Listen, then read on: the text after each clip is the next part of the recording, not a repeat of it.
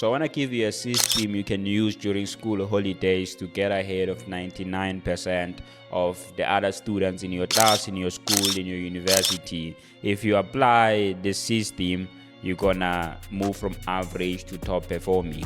And I think I'm justified to speak about this because my name is Blessing. I studied BCom in accounting from the top university in Africa, which is UCT. I've been a top performing student from high school all the way through university, getting multiple awards. And in this video, I'm going to give you the exact system that I would use during school holidays to basically separate myself from 99% of the people in my class.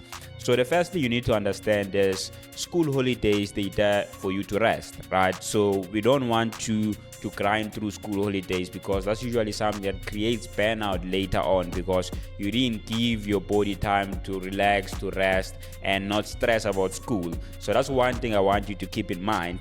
But we don't want to forget completely about academics because what happens is if you forget about academics completely, you lose the momentum. And when schools reopen, you need to start from scratch, right? You need to teach your brain to want to study. You want to at least put in a few hours of studying in the first few hours after you wake up. The first thing you do is you take a shower if you're taking a shower, and then you go straight to your desk. And I want you to set a strict timer for 3 hours or 4 hours if you want to do more hours. For the first 15 minutes, you're gonna feel like you don't want to study because your brain is automatically telling you that I'm on break, I'm on holiday, I shouldn't be studying. But I want you to see through that uncomfortable feeling for at least 15 minutes to 20 minutes because what happens is your brain starts to tap into flow state. When you're in that state, it becomes difficult for you to stop studying. And your goal is I'm only going to be studying for 3 to 4 hours.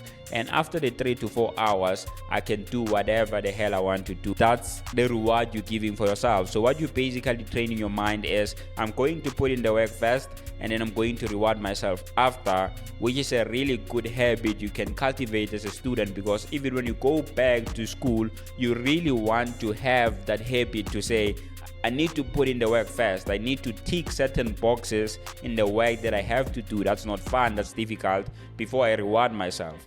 Most average students, they get it wrong. They start by rewarding themselves. They wake up, the first thing they do, they're on TikTok, they're scrolling, they're watching certain videos on YouTube, they're laughing, they're spiking their dopamine. By the time they want to go to study, then it's difficult for them to focus because studying is a boring task. So during holidays, this is so easy because you don't have any pressure of deadlines of attending class. You just need to put in your 4 hours and then after that, you're going to reward yourself. What usually happens is with small consistent actions, if you were able to get in those multiple study sessions throughout the holidays, you'll realize that by the time school opens or reopens, you will have done two things. Number one, you will have caught up on anything from the previous term that you didn't understand or the things that you missed. You already have an unfair advantage because most people, they go throughout the year only having average knowledge or understanding or mastery for the topics that they're doing. So you would have mastered all the topics you've done so far in the year. Number two, you would have basically studied ahead if you had enough time. And by the time school reopens and you're in class, they're teaching a certain section, you're like, oh, I've already done this thing. Obviously, you won't understand it fully by yourself, but when you're sitting in class, you already have questions to say, oh, I understood like this. Why is it like this? And you're basically reinforcing or solidifying whatever understanding you had of the topic, and you're moving from understanding to mastery because you're not seeing this thing for the first time. Your brain is already seeing this thing, now it's just trying to make it stick, right? So those are the two things you would have achieved.